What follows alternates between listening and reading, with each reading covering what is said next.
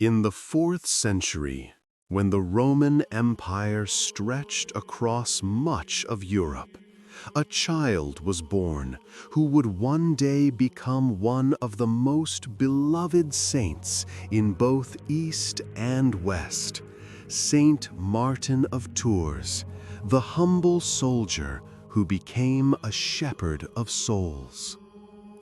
Martin was born around 316 AD in Sabaria, in what is now Hungary. His father was a Roman officer, and as the son of a soldier, Martin was required by law to serve in the army.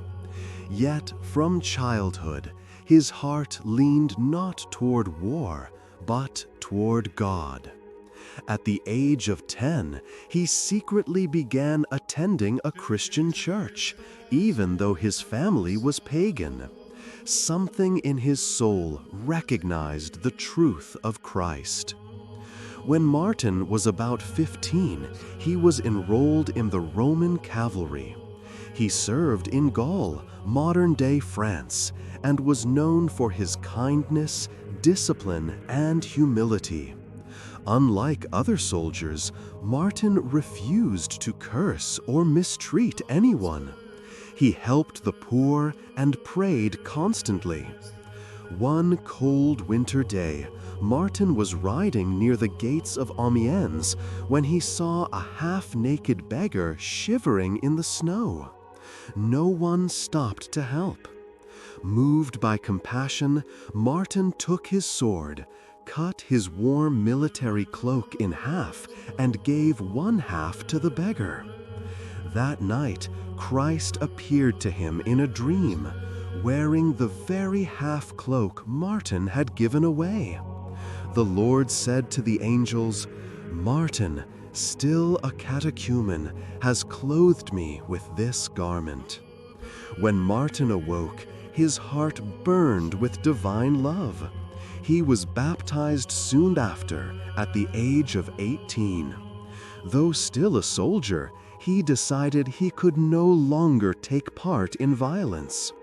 When war broke out, he told his commander, "I am a soldier of Christ. I cannot fight."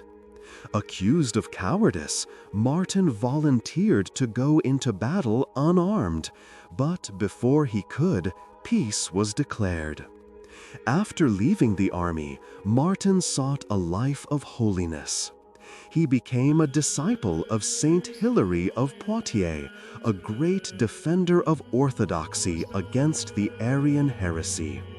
Martin lived for some years as a hermit, praying, fasting, and healing the sick through his prayers. Others soon gathered around him, and the first monastery in Gaul was founded, the famous monastery of Ligugé.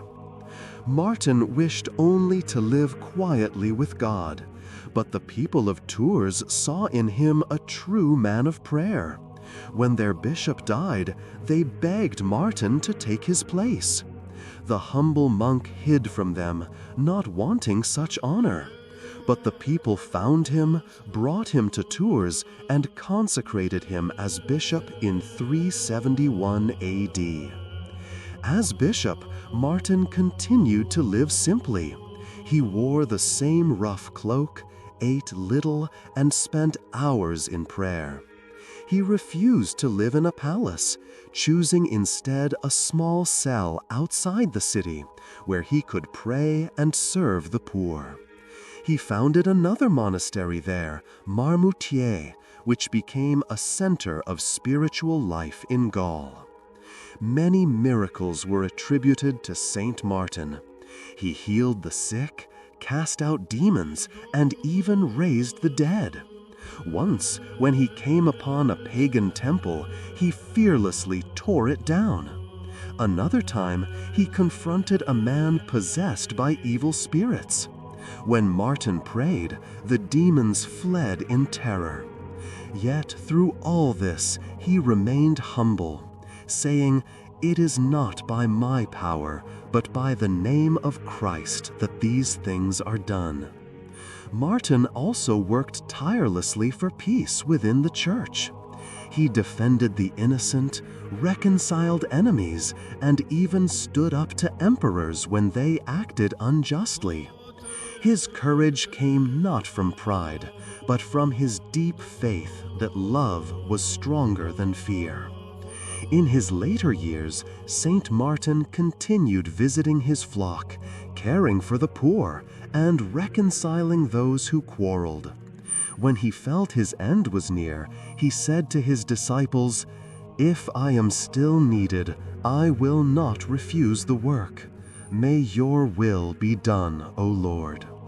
Surrounded by his monks, he peacefully fell asleep in the Lord around 397 AD, at the age of about 81. His relics were buried in Tours, where countless pilgrims came to seek healing and comfort. His life teaches us that holiness is not about power or position. It is about mercy, humility, and love. He showed that even a soldier could become a man of peace, that even one act of compassion could reveal the light of Christ to the world. As Saint Martin once said, "Charity is the only way to perfection." Today, Saint Martin of Tours is remembered on November 11th, Gregorian calendar, which corresponds to October 29th, Julian calendar. His legacy lives on wherever kindness conquers pride and mercy triumphs over judgment. May we learn from his example to clothe Christ in the poor and to bring peace where there is conflict.